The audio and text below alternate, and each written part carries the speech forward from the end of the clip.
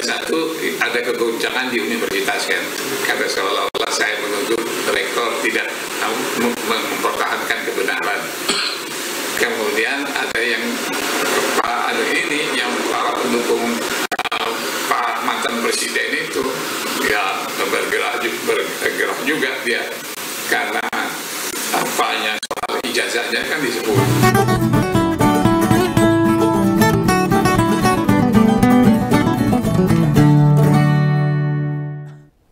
Ada ungkapan yang sangat menyentuh hati saya. Itu ungkapan dari Profesor Sofyan Effendi, mantan rektor UGM. Dia mengatakan, umur saya sudah 80 tahun. Saya tidak mau berurusan dengan polisi. Ini kita harus paham. Nah, kemarin itu sebenarnya Om Begawan mau ngupas tentang pernyataan mantan rektor UGM ini, Profesor Sofyan Effendi, soal ijazah Pak Jokowi. Hanya saat mengumpulkan beberapa materi, data fakta buat ngangkat isu itu, kok beredar surat permintaan maaf. Waduh, ini dari Profesor Sofyan ini. Lalu otomatis aku bingung. Ini gimana sih konsepnya?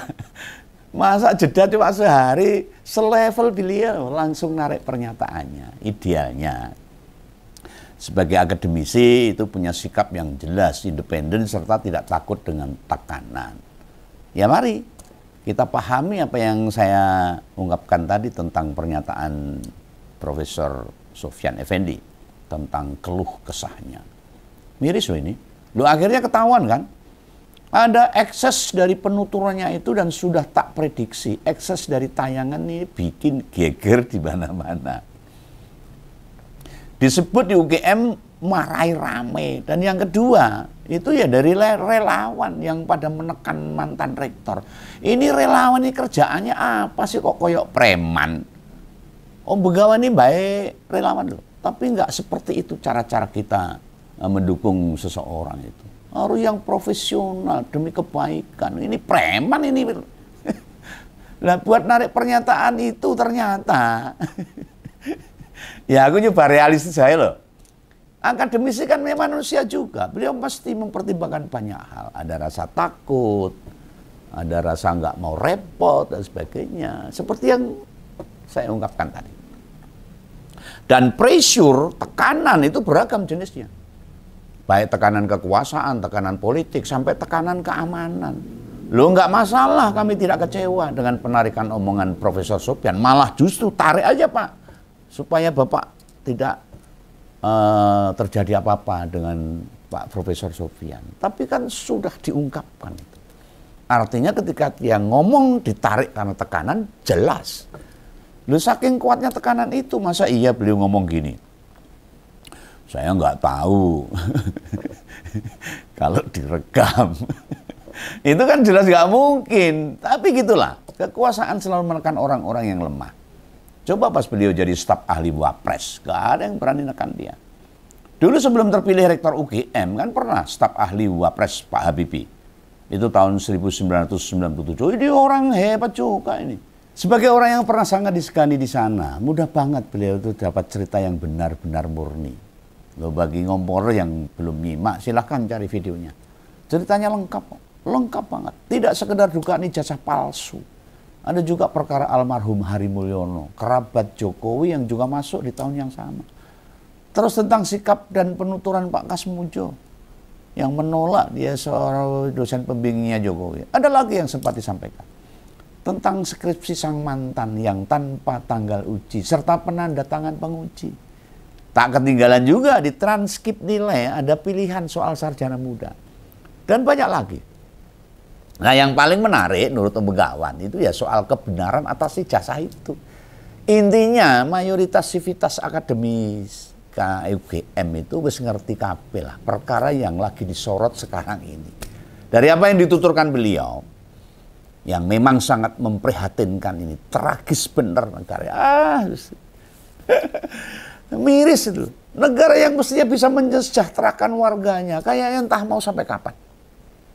Cita-cita itu bisa terwujud. Lawang perkara dokumen pendidikan bisa seabsurd itu kejelasannya. Yang mempertanyakan tentang ijazah Jokowi ya malah sekarang dipolisikan, pernah kewale-wale itu. Lo makin kesini makin egois saja itu para pembesar-pembesar itu. Dan apa yang disampaikan Profesor Sofyan selama ngobrol berdasarkan sumber-sumber terpercaya loh, dengan durasi yang sangat lumayan panjang, tidak terlihat sedikit pun ada rasa emosi, jengkel, atau terkesan subjektif pada Jokowi. Pak Sofyan jujur mengatakan, setiap mengungkap peristiwa ke peristiwa, tidak berlebihan. Natural banget.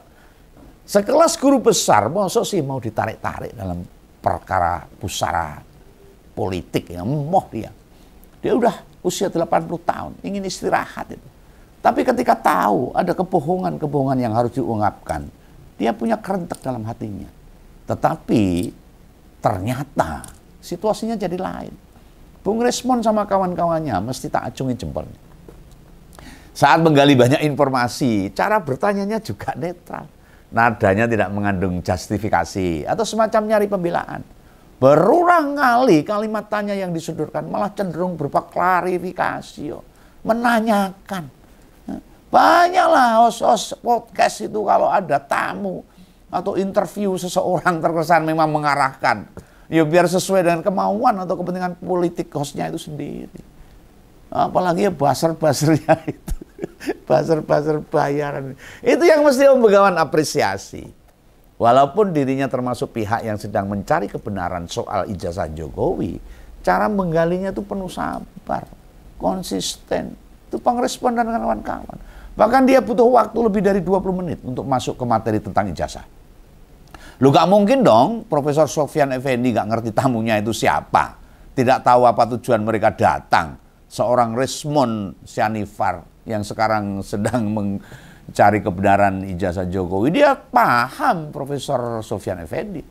Kan waktu Bung Resmon bertamu atau pengen ketemu Pak Kasmujo dulu, itu ditolak loh. Ada kesan Pak Kasmujo kayak ketakutan. Ya, dugaan Begawan Pak Kasmujo itu bukan takut sama Bung Resmonnya. Neng wedi karo pihak lain, apalagi sama relawan-relawan tuh yang sekarang jadi preman. Relawan tadi preman. Yang bisa bikin dia nggak tenang. Seusai dia dengan jujur mengatakan bukan pembimbing skripsi, apa masih berani muncul Pak Kasmujo? Apa berani tampil di media? Apa pernah ada podcast? Kan enggak. Apa artinya? Pengakuan ke wartawan atas kesadaran sendiri lalu menerangkan bila dia bukan pembimbing Jokowi menimbulkan atau berdampak pada sesuatu. Loh, malah Profesor Sofyan dengan tegas menyebut loh, Pak Kasmujo itu orang paling jujur yang dia kenal di lingkungan UGM. Sebenarnya ada banyak pernyataan lain atau cerita yang menarik yang dituturkan bekas rektor UGM itu. Lah nek tak critake kabeh ngono ora disimak. Balik lagi ke soal surat penarikan podcast sama Bung Resmon Sianifar. Yang membuat Om Begawan bertanya, kenapa ada pihak yang mesti takut sama testimoni mantan rektor? Andai kan cerita-cerita yang dituturkan keliru, kebenaran itu kan pasti akan mencarikan jalan sendiri. Dan sebaliknya mau ditutup serapat apapun dengan cara membungkam orang-orang jujur, semesta ini tidak akan diam saja. Bila kamu tuh percaya masih adanya Tuhan. Orang yang beriman, orang yang punya keyakinan, pasti yakin bahwa setiap kebohongan akan diungkap entah kapan. Apa Tuhan mau ada kebohongan dibiarin aja? Apa Tuhan mau tuh preman-preman mau neken-neken gitu loh? Semua ada balasannya. Jangan dikira kekuasaan itu bisa mengatur segalanya. Kita hanyalah manusia yang serba kekurangan dan punya keterbatasan. Dibungkam semacam apapun, cerita sesungguhnya bakal tetap beredar. Banyak loh orang UGM, entah itu pendidik, mahasiswa, tenaga administrasi, karyawan biasa, tetap mengakui omongan Profesor Sofyan Effendi. Lu ditutupi bagaimanapun, Om Begawan yakin suatu saat pasti akan terbuka sendiri. Kenapa sih berat banget untuk mengatakan yang sebenarnya? Profesor Sofyan dan kita semua kan tidak ada yang meragukan bila Pak Jokowi itu pernah kuliah di UGM. Enggak, bener dia. Kuliah di UGM. Yang saat ini jadi perdebatan itu, apakah Pak Jokowi sempat bikin skripsi, sempat ujian skripsi, wisuda lantas lulus mendapatkan ijazah, pendadaran dulu, tentang skripsinya versi Profesor Sofyan loh. Mengajukan skripsi sih iya mungkin, tapi tidak direspon fakultas. Sebab ketika itu mereka ngerti Jokowi segera berangkat bekerja ke Aceh. Nek bahasa aku biar ya tadi ya pendadaran itu. Penggodokan sebelum dia ditentukan lulus sebagai sarjana. Ya sudahlah, apa sih beratnya? Mengakui kalau Jokowi tidak sampai menuntaskan pendidikan S1-nya. Nah, bila tidak mengakui, dampaknya apa? Utamanya kejauhan Jokowi maupun ke Gibran atau kekeluarganya kan deraono. Ambil risiko terburuk, beneran disebut bila Jokowi nggak lulus. Misalnya ini, saya nggak nuduh loh. Cuma misalnya, dari Fakultas Kehutanan itu. Ya meh apa? Meh ngopo loh? Terpilihnya dia sebagai presiden dibatalkan. Yang sudah 2 periode, kan nggak bisa, wis kasep.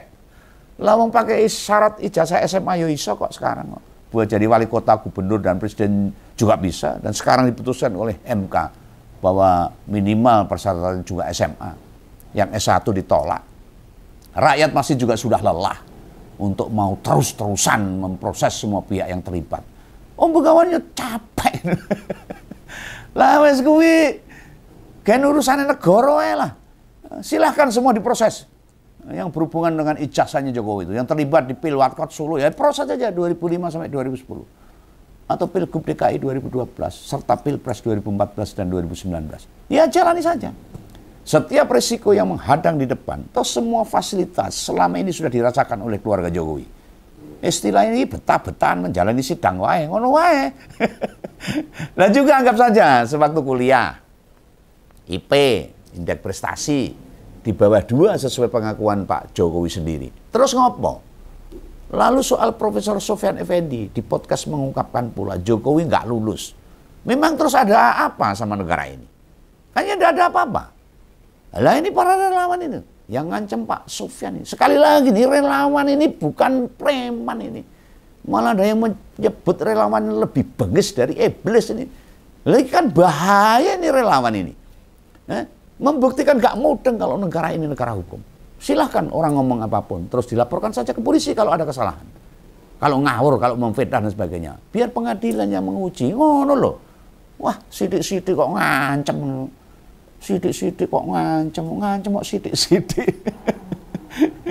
Kan bila nggak terima dengan testimoni yang diungkapkan, ya digugat ke pengadilan. Kan semudah itu. Dalam penilaian Begawan, kebanyakan orang kampus, apalagi dosen termasuk rektor, masuk kategori orang istimewa. Mereka memiliki kredibilitas, integritas, komitmen di atas rata-rata masyarakat umumnya. Yang dikatakan kalangan akademisi itu nggak sama, atau cenderung sering berlawanan dengan pernyataan politisi. Paham kan? Kalau akademisi itu jujur, karena ini adalah keteladanan pendidikan. Kalau politisi gue berarti ngapusi. Kenyataannya sekarang negara morak-marik karena politisi-politisi yang nggak bener ini. Sehingga waktu nyimak dialog Profesor Sofyan dan Bang Rismon di sebuah channel, itu sesuatu yang lumrah. Biasa itu. Kenapa bisa tak anggap lumrah? Jauh banget lah dengan kepentingan. Nggak punya kepentingan mereka. Memang apa yang didapat Profesor Sofyan? Nek cerita itu jadi menyebar luas. Jadi rektor lagi, jadi menteri, kepala BRIN apa-apa. Dijamin mau, usianya udah 80 tahun. Pengen istirahat. Tetapi ketika tahu ada sebuah masalah, ada kebohongan yang harus diluruskan, ada kerentek dalam hatinya untuk bicara. Serius loh ini, obrolan Bung Rismon sama Profesor Sofyan itu. Nggak ada kepentingan. Loh, andai ada penggiringan opini atau terlihat ada kepentingan dalam tanya jawab antara Profesor Sofyan dengan Bang Rismon itu, ya mari silahkan aja untuk dilaporkan ke pengadilan. Jadi nggak ada kepentingannya, nggak ada kepentingannya. Profesor Sofyan sudah minta dihentikan. Buktinya selama ngobrol kan nggak kelihatan tegang dia itu, nyaman tuh, orang panik, orang gelisah. Justru dirinya banyak bisa menjelaskan apa yang diketahuinya. Fakta, jujur, tidak ditambah, tidak dikurangi. Tapi Profesor Effendi nggak punya kepentingan apa-apa. Termasuk Bung Rismon. Dia hanya butuh pengungkapan kebenaran. Karena ini masalah bangsa dan negara.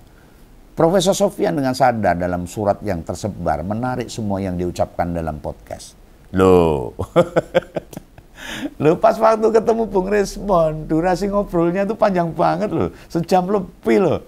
Nggak mungkin dong tidak ada yang benar. Masa Profesor Sofyan cerita tidak sesuai dengan kenyataannya? Loh sedih aku. Nah orang-orang jujur pada takut pada kekuasaan, makin hari kebenaran jadi mahal harganya. Apalagi para relawan-relawan yang sekarang berubah jadi preman tukang ngancem. Repot bangsa ini. Nah kita sebagai rakyat gak bisa apa-apa. Inilah yang disebut dengan kekuasaan. Ketika rakyat menyampaikan sebuah kebenaran, itu jadi siksaan buat kekuasaan. Istilahnya kebenaran itu tafsirnya penguasa. Sewaktu ngobrol sama Bung Rismon, Pak Profesor ini kelihatannya ya baik-baik saja. Tidak ada rasa ragu, takut, dan sebagainya. Lancar. Tidak tertangkap ada sesuatu yang seolah-olah dibuat-buat. Orang gitu loh ngomong. Tidak ada kisah-kisah yang dilebih-lebihkan itu. Tentu kita makin sulit berharap ini. Perkara dugaan ijazah palsu Jokowi bakal terbongkar gimana sesungguhnya. Entah asli, entah palsu. Nggak tahu jeluntrungnya nanti sampai kapan. Berarti ada idiom pemenang yang akan menulis sejarahnya. Itu yang benar. Kadang kita tahu kebenaran dikalahkan. Rasa sakitnya itu luar biasa. Seolah rakyat pada perkara dugaan ijazah Jokowi ini dipaksa meyakini sesuatu yang gak jelas untuk bisa dipercaya. Ayo rakyat sing cerdas emoh no. Kecuali para pemuja dan para penjilat yang saat ini semakin gak karu-karuan itu. Oke, jangan salah paham. Ini protes dari kawan sebagai rakyat yang ingin Indonesia itu menjadi negara yang baik, menjadi teladan, dan rakyat disejahterakan. Salam kawan, salam ngobrol. Dadah.